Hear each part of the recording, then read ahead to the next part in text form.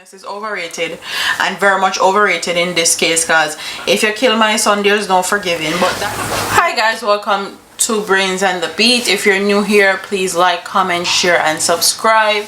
And if you're oldie but goodie, thank you for staying tuned to your girl. So in today's video, we're going to be talking about Dean, because the judge have given orders on the persons that they charge for his death. And if you guys don't know his story, I'll backtrack a bit and give you guys his story in this video. And it says August 3rd, I should say, mark 5 years since the controversial death of St. James resident Mario Dean in 2014 while in police custody. His mother, Marcia Fraser, said that while she has forgiven those responsible for her son's death, she wants the system to provide justice for her. Honestly, forgiveness is overrated, and very much overrated in this case, because if you kill my son, there's no forgiving. But that's the whole Christian mentality that is engulfed in our people. But that's a whole different story for a whole different video.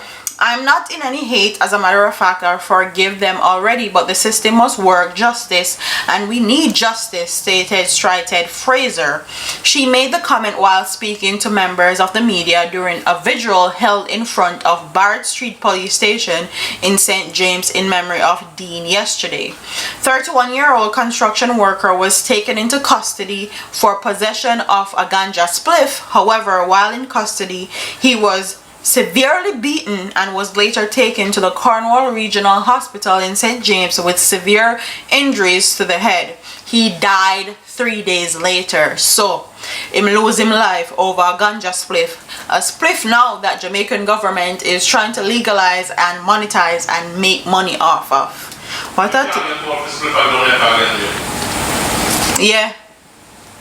That's true. I don't think you can get. No, the law changed. You can't get one prescription in Jamaica again. You have to get one above a certain. Above a certain amount. Yeah. Anything after that, I just let go.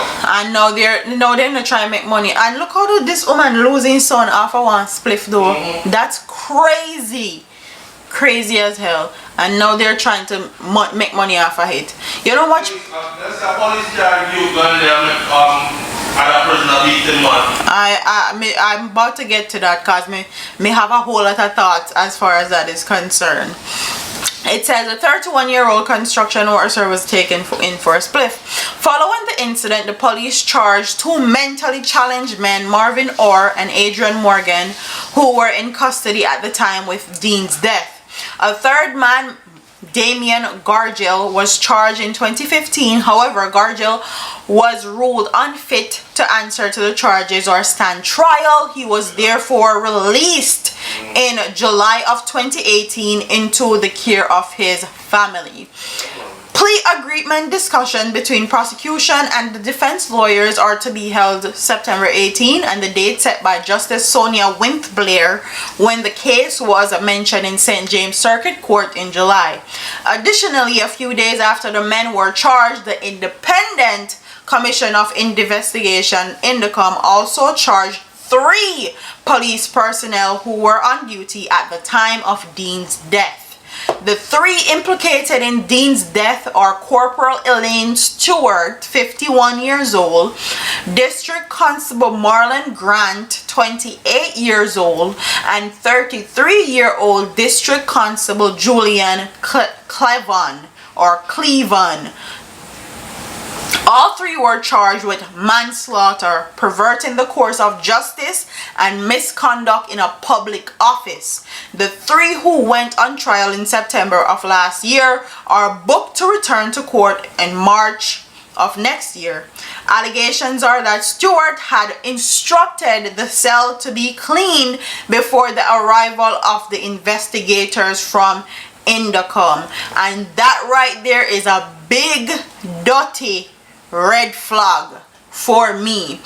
If you're not doing anything and you're not a part of why this man lost his life, Why would you clean up a crime scene before investigators come? I honestly, and this is my thoughts and opinions, I'm gonna give it to you straight, no chaser. I actually feel like the police are the ones that beat him to death and blame it on the prisoners that are there. And that's, I don't know what inside of me is saying that, but I'm gonna go with my intuition, because my intuition has never steered me wrong, and that's just how I feel. Right, I feel like he probably did something to piss them off and they beat him in there and blamed it on the men that were in there. That's just my thoughts and opinions. And Jamaican police are not the nicest or the friendliest, and let the people that have been in there tell you the things that they do. So it says the High Court Jocelyn Glenn Brown has ordered the release of Marvin Orr and Adrian Morgan, the inmates who have pleaded guilty to manslaughter in relation to the 2014 death of Mario Dean. In ordering their release, the judge said that the men had been in custody since their arrest nearly 6 years ago. According to the judge, over the period they were waiting for their case to be heard, they would have served the minimum prison time of 5 years for their offense of manslaughter. And this is where I have a big problem with Jamaica justice system. Once these men plead guilty, they are allowed to do the minimum. Someone's life was lost. You can't get back that life. 5 years is not enough time for killing someone in cold blood. And once they plead guilty in Jamaica, they give them the minimum time, and then them come out and come turn worse criminals basically. What's the sense? What's the sense? Because that don't make no sense to me. Let's continue. The sentence of the court is 5 years and 6 months at hard labor, and the sentence is already served, so they should be released forthwith, said Brown. The judge also briefly addressed how mentally ill persons are treated by the criminal justice system, an issue which was brought to the forefront due to the fact that Orr and Morgan are both affected.